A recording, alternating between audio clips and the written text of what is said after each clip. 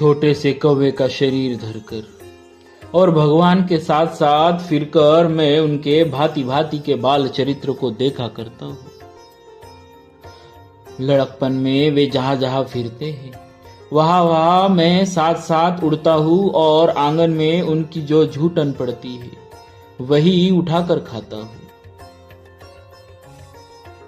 काकभूषुंडी जी कहते, एक बार श्री रघुवीर ने सब चरित्र बहुत अधिकता से किए।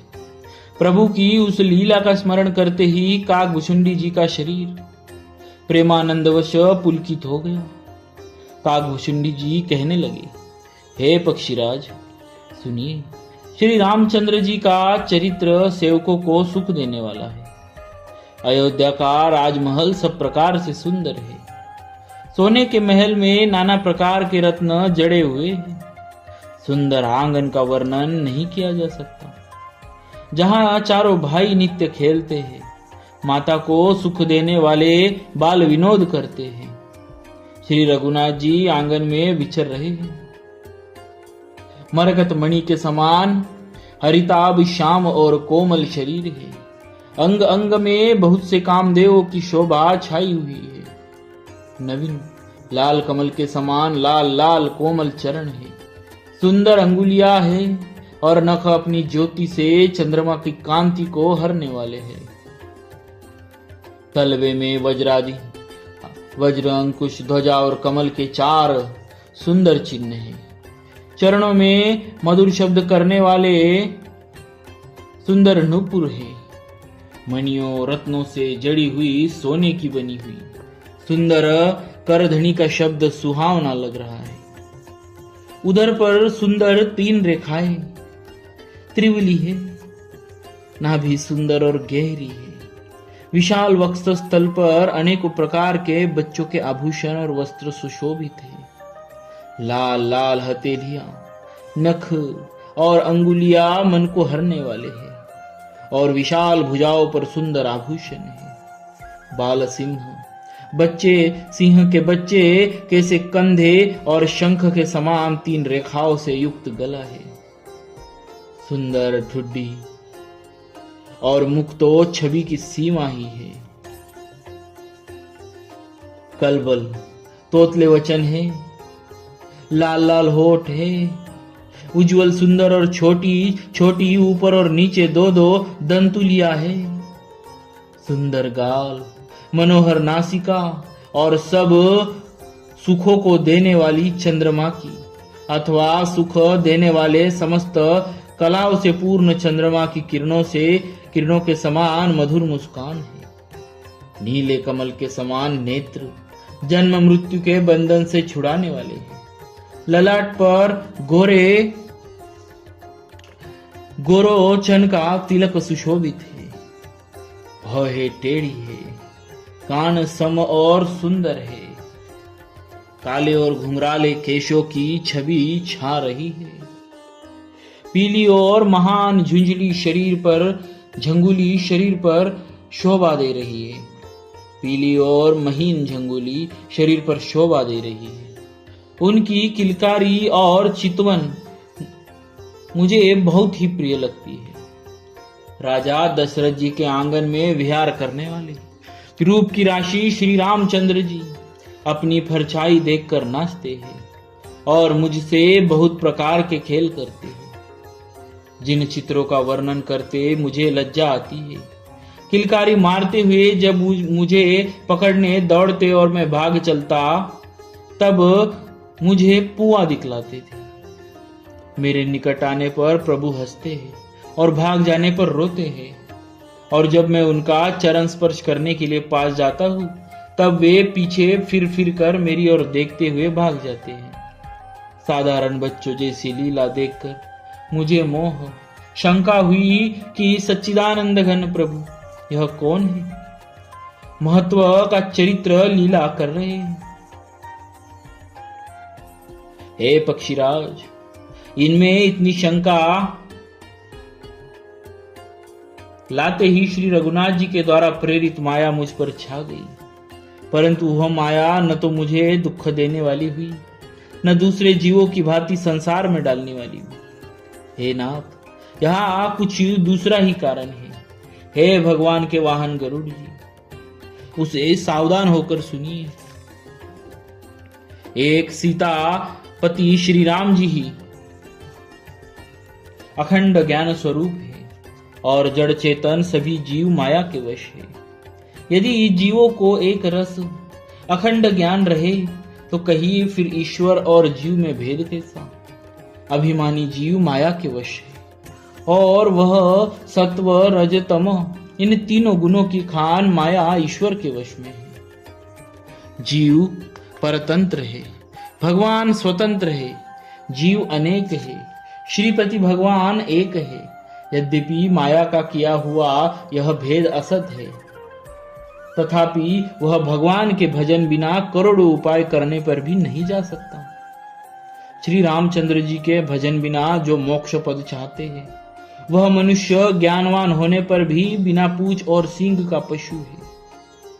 सभी तारागणों के साथ 16 कलाओं से पूर्ण चंद्रमा उदय हो और जितने पर्वत है उन सब में दावाग्नि लगा दी जाए तो भी सूर्य के उदय हुए बिना रात्रि नहीं जा सकती। हे पक्षीराज, इसी प्रकार श्री हरि के भजन बिना जीवों का क्लेश नहीं मिटता। श्री हरि के सेवकों को अविद्या नहीं व्याप्ति, प्रभु की प्रेरणा से उसे विद्या व्याप्ति है।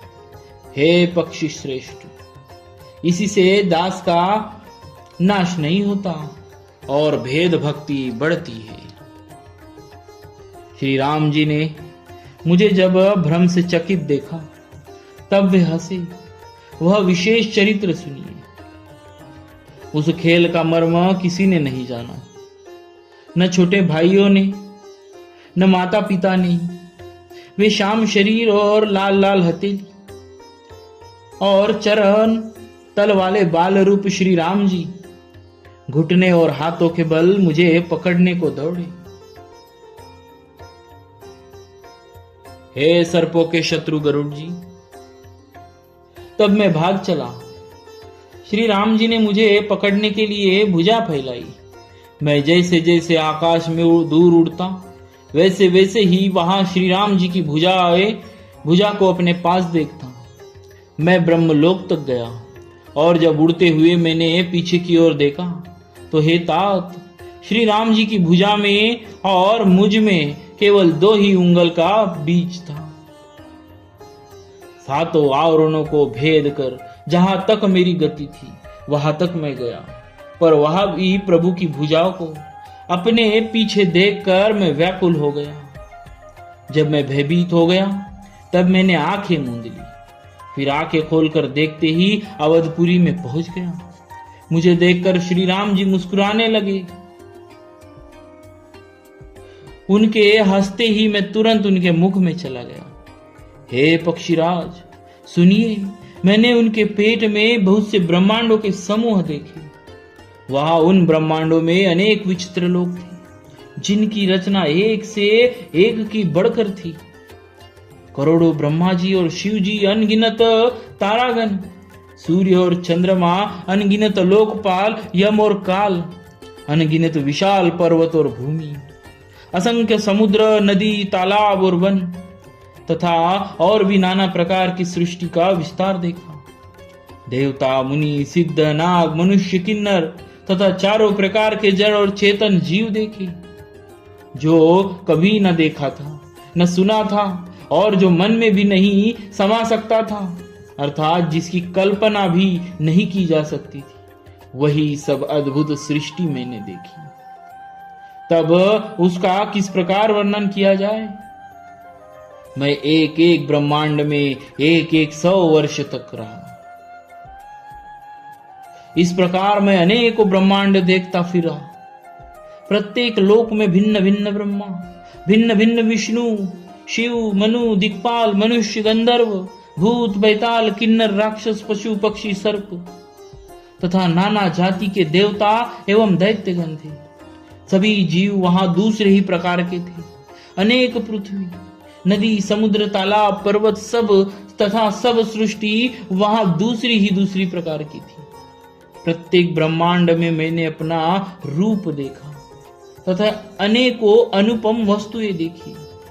प्रत्येक भुवन में न्यारी ही अवधपुरी, भिन्न ही सरयुजु और भिन्न प्रकार के ही नर नारी थे। हे तात सुनिए, दशरथ जी, कौशल्या जी और भरत जी आदि भाई भी भिन्न भिन्न रूप के थे। मैं प्रत्येक ब्रह्मांड में राम अवतार और उनकी अपार बाल लीलाएं देखता फिरता। हे हरिवाहन, मैंने सभी कुछ भिन्न भिन्न और अत्यंत विचित्र देखा।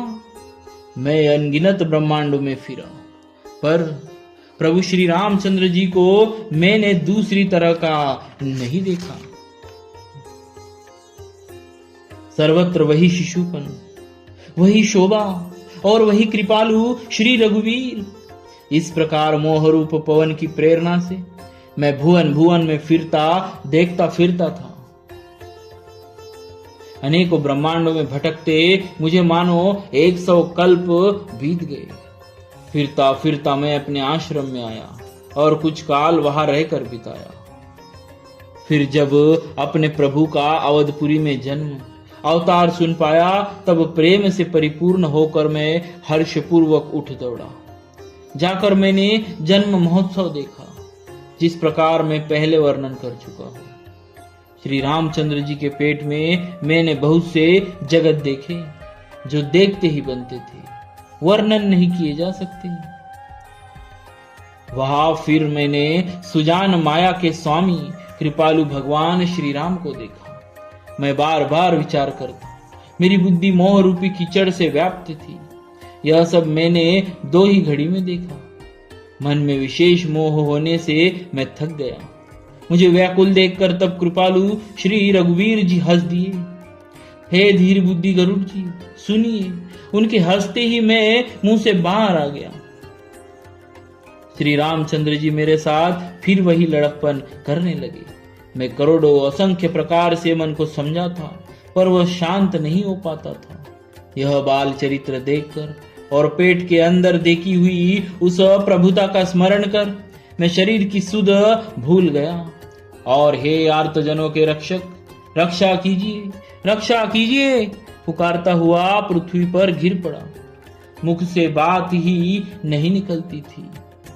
तदनंतर प्रभु ने मुझे प्रेम विवल देखकर अपनी माया की प्रभुता प्रभाव को रोक लिया। प्रभु ने अपना करकमल मेरे सिर पर रखा। दीन दयालु ने मेरा संपूर्ण दुख हर लिया। सेवकों को सुख देने वाले कृपा के समूह, कृपा में श्री राम जी ने मुझे मोह से सर्वथा रहित कर दिया। उनकी पहले वाली प्रभुता को विचार विचार कर, याद कर करके मेरे मन में बड़ा भारी हर्ष हुआ। प्रभु की भक्तवत्सलता देखकर मेरे हृदय में बहुत ही प्रेम उत्पन्न हुआ। फिर मैंने आनंद से नेत्रों में जल भरकर, पुलकित होकर और हाथ जोड़कर बहुत प्रकार से विनती की। मेरी प्रेम युक्त वाणी सुनकर और अपने दास को दीन देखकर रमा निवास श्री राम जी सुखदायक गंभीर और कोमल वचन बोले। हे काकभुशुंडी, तू मुझे अत्यंत प्रसन्न जानकर वर मांग। अणिमादि अष्ट सिद्धियां, दूसरी रिद्धिया तथा संपूर्ण सुखों की खान मोक्ष, ज्ञान विवेक वैराग्य विज्ञान तत्व ज्ञान और अनेकों गुण जो जगत में मुनियों के लिए भी दुर्लभ है, ये सब आज तुझे दूंगा, इसमें संदेह नहीं। जो तेरे मन भावे सो मांग ले। प्रभु के वचन सुनकर मैं बहुत ही प्रेम में भर गया। तब मन में अनुमान करने लगा कि प्रभु ने सब सुखों को देने की बात कही। यह तो सत्य है, पर अपनी भक्ति देने की बात नहीं कही। भक्ति से रहित सब गुण और सब सुख वैसे ही फीके हैं जैसे नमक के बिना बहुत प्रकार के भोजन के पदार्थ। भजन से रहित सुख किस काम के। हे पक्षीराज, ऐसा विचार कर मैं बोला, हे प्रभु, यदि आप प्रसन्न होकर मुझे वर देते हैं और मुझ पर कृपा और स्नेह करते हैं, तो हे स्वामी, मैं अपना मन भाया वर मांगता हूँ। आप उदार हैं और हृदय के भीतर की जानने वाले हैं। आपकी जिस अविरल प्रगाढ़ एवं विशुद्ध अनन्य निष्काम भक्ति को श्रुति और पुराण गाते हैं, जिसे योगीश्वर मुनि खोजते हैं और प्रभु की कृपा से कोई विरला ही जिसे पाता है। हे भक्तों के मन इच्छित फल देने वाले कल्पवृक्ष, हे शरणागत के अधिकारी, हे कृपा सागर, हे सुखे धाम श्री राम जी, दया करके मुझे अपनी वही भक्ति दीजिए। एवमस्तु, ऐसा ही हो कहकर श्री रघुवंश के स्वामी परम सुख देने वाले वचन बोले। हे काक सुन, तू स्वभाव से ही बुद्धिमान है, ऐसा वरदान कैसे न मांगता। तूने सब सुखों की खान भक्ति मांग ली, जगत में तेरे समान बड़भागी कोई नहीं। वे मुनि जो जप और योग की अग्नि से शरीर जलाते हैं, करोड़ों यत्न करके भी जिस भक्ति को नहीं पाते, वही भक्ति तूने मांगी। तेरी चतुरता देखकर मैं रीझ गया, यह चतुरता मुझे बहुत ही अच्छी लगी। हे पक्षी सुन, मेरी कृपा से अब समस्त शुभ गुण तेरे हृदय में बसेंगे। भक्ति, ज्ञान, विज्ञान, वैराग्य, योग, मेरी लीलाएं और उनके रहस्य तथा विभाग, इन सब के भेद को तू मेरी कृपा से ही जान जाएगा। तुझे साधन का कष्ट नहीं होगा। माया से उत्पन्न सब भ्रम अब तुझको नहीं व्यापेंगे। मुझे अनादि अजन्मा अगुण प्रकृति से गुणों से रहित और गुणातीत दिव्य गुणों की खान ब्रह्म जानना। हे काक सुन, मुझे भक्त निरंतर प्रिय है, ऐसा विचार कर शरीर, वचन और मन से मेरे चरणों में अटल प्रेम करना। अब मेरी सत्य, सुगम और वेदादि के द्वारा वर्णित परम निर्मल वाणी सुन। मैं तुझको यह निज सिद्धांत सुनाता हूं, सुनकर मन में धारण कर और सब तज कर मेरा भजन कर। यह सारा संसार मेरी माया से उत्पन्न है, इसमें अनेक प्रकार के चराचर जीव हैं, वे सभी मुझे प्रिय है, क्योंकि सभी मेरे उत्पन्न किए हुए हैं। किंतु मनुष्य मुझको सबसे अधिक अच्छे लगते हैं। उन मनुष्यों में द्विजों में भी वेदों को कंठ में धारण करने वाले, उनमें भी वेदोक्त धर्म पर चलने वाले, उनमें भी विरक्त वैराग्यवान मुझे प्रिय है। वैराग्यवान में भी फिर ज्ञानी, और ज्ञानियों से भी अत्यंत प्रिय विज्ञानी है। विज्ञानियों से भी प्रिय मुझे अपना दास है, जिसे मेरी ही गति, मेरा ही आश्रय है, कोई दूसरी आशा नहीं। मैं तुझसे बार बार सत्य निज सिद्धांत कहता हूं कि मुझे अपने सेवकों के समान कोई भी प्रिय नहीं है। बोलिए